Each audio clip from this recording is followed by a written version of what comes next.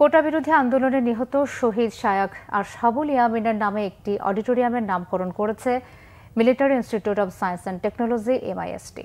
আর মুক্ত মঞ্চের নামকরণ করেছে শহীদ রাকিবুল হাসানের নামে। অডিটোরিয়াম ও মুক্ত মঞ্চের উদ্বোধন করে কান্নায় ভেঙে পড়েন শহীদদের পিতারা। ইমরুল কায়েসের রিপোর্ট। গেল জুলাই মাসে কোটা বিরোধী আন্দোলনের সময় সোশ্যাল মিডিয়ায় একটি ভিডিও ফুটেজ নাড়া দেয় সবাইকে। গুলিবিদ্ধ একটি ছেলেকে পুলিশের সাঁজোয়াজানের উপর থেকে রাস্তায় ফেলে দেওয়া হয়। পরে জানা যায় ছেলেটির নাম শায়াক আশহাবুল ইয়ামিন। পরে রাজধানীর MIST-তে আর মিরপুর 10 নম্বরে নিহত হয় MIST-র সাবেক শিক্ষার্থী রাকিবুল হোসেন। তাদের অবদানকে স্মরণীয় করে রাখতে একটি অডিটোরিয়ামকে শহীদ ইয়ামিনের নামে এবং মুক্ত মঞ্চকে শহীদ রাকিবুলের নামে নামকরণ করেছে MIST। সকালে একটি অনুষ্ঠানের মাধ্যমে এ নামকরণ করা হয়। এ সময় সন্তানদের নিয়ে কথা বলতে গিয়ে নিজেকে ধরে রাখতে পারেনি দুই শহীদের পিতা।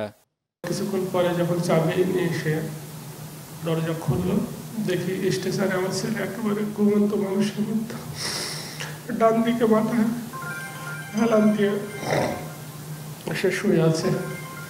তখন ওর আম্মা মাথা ধরে কান্নাকাটি করছে, আমার ছেলেকে কি হয়েছে। তখন ডাক্তার বলছে যে না, আমরা তার কোনো ট্রিটমেন্টের সুযোগ পাই নাই, এখন আমরা তাকে মৃত অবস্থায় এখানে রিসিভ করেছি। ওনারা আমার সন্তান এবং ইয়ামিনের মতো সাহসী ছেলের জন্য একটা সুন্দর অনুষ্ঠানের মাধ্যমে তাদের দুজনের নাম এই প্রতিষ্ঠানে স্মরণীয় করে রাখার জন্য যে ব্যবস্থা করেছেন, এর জন্য আমি কৃতজ্ঞ। তাহলে আমি কথা বলতে পারবো না। শহীদ ইয়ামিন ও শহীদ রাকিবুলের অবদান চিরস্মরণীয় হয়ে থাকবে বলে আশা করেন MIST-র কমান্ড্যান্ট। সত্য, ন্যায় ও সমতা ভিত্তিক বাংলাদেশ বিনির্মাণে তাদের এই ত্যাগ এবং অবদান যুগে যুগে তরুণ সমাজকে অনুপ্রেরণা এবং সাহস যোগাবে। অন্যায়ের বিরুদ্ধে রুখে দাঁড়ানোর ক্ষেত্রে তাদের এই সাহসী আত্মত্যাগ বাংলাদেশ সহ বিশ্বের সকল তরুণ সমাজের জন্য একটা অনুকরণীয় আদর্শ হিসাবে থাকবে চিরকাল।